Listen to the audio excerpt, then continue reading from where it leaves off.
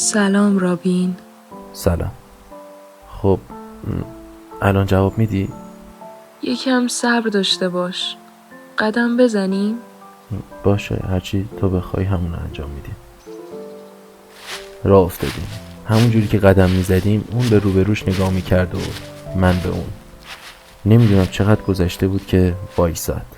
به درخت اشاره کرد و گفت همینجاست.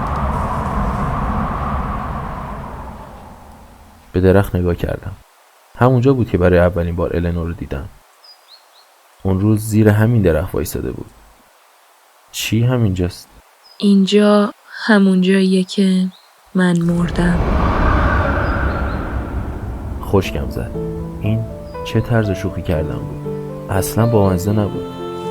النور، شوخی اصلا بامزه نبود. اگه جواب منفی خب مستقیم بهم بگو. لازمه مسخرم کنی؟ مسخرت نمی کنم.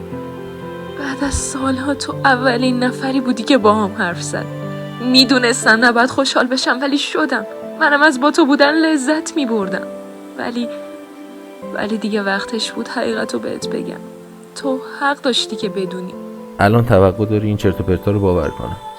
رابین، 15 سال پیش من خودم از همین درخت حلق آویز کردم، اما وقتی چشممو باز کردم هنوز اینجا بودم. هیچ وقت نرفتم. بعد از اون این مسیر کاملا متروکه شد. سالها تنهایی اینجا پرسه زدم تا روزی که تو اومدی. رابین، از وقتی که تو رو دیدم برای اولین بار از اینکه خودمو کشتم پشیمون شدم. ای کاش اون کارو نکرده بودم. اون وقتی بهم گفتی دوستم داری میتونستم خوشحال بشم، میتونستم بهت بگم منم دوستت دارم. ولی الان دیگه همچین حقی ندارم. نمیدونم چرا، ولی هر لحظه با شنیدن حرفاش عصبانی تر میشدم. حس میکردم داره مسخرم میکنه. دیگه بس، زیادی با مزخرفاتت گوش دادم. فهمیدم جوابت چیه. برگشتم سمت خونه. شروع کردم به دویدن و هرچی النور صدام کرد و التماس کرد که به حرفاش گوش بدم نادیدش گرفتم. اون روز سر کار نرفتم. اصلا از اتاقم بیرون نرفتم و چیزی نخوردم. حتی یکم هم نخوابیدم. فقط فکر کردم. دست خودم نبود. چیزایی که نباید بهشون فکر میکردم میومدن توی ذهنم. یعنی ممکن بود حرفاش راست باشن؟ امکان نداشت. دیوونگی بود. ساعت تقریبا 2 شب بود که تصمیم گرفتم اسمشو تو اینترنت سرچ کنم. تا اون لحظه ته دلم یکم میترسیدم که راست گفته باشه. برای همین زودتر اون کارو نکردم. ولی امکان نداشت حرفاش راست باشن. باید به خودم اینو ثابت میکردم. اسمشو تو اینترنت سرچ کردم و همین کافی بود. فقط خوندن تیتر خبر توی سایت کافی بود. ماجرای غم انگیز دختری که خودش را حلق آویز کرد. دختری که عکسش توی سایت بود النور بود. حس می‌کردم جونم داره از بدنم خارج میشه. به طرز غیر قابل کنترلی میلرزیدم.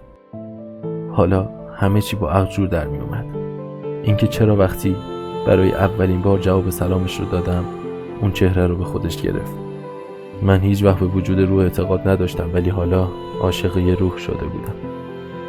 ترسیده بودم و گیج شده بودم. ولی دائما این توی ذهنم چرخ میخورد که النور دروغ نگفته بود و من با رفتارم ناراحتش کردم. با اینکه میترسیدم، با اینکه میدونستم اون زنده نیست ولی هنوز دوستش داشتم. پس تصمیم گرفتم فردای اون شب دوباره برم دیدنش و ازش معذرت خواهی کنم. اصلا نفهمیدم اون شب چطور خوابم برد. فرداش لباسای مرتب پوشیدم و راه افتادم سمت کوره راه رفتم ولی خبری از النور نبود. دنبالش گشتم، صداش زدم، عذرخواهی کردم، التماسش کردم. لطفاً النور، صدا میشنوی؟ ولی فایده نداشت. از اون روز به بعد دیگه هیچ وقت ندیدمش.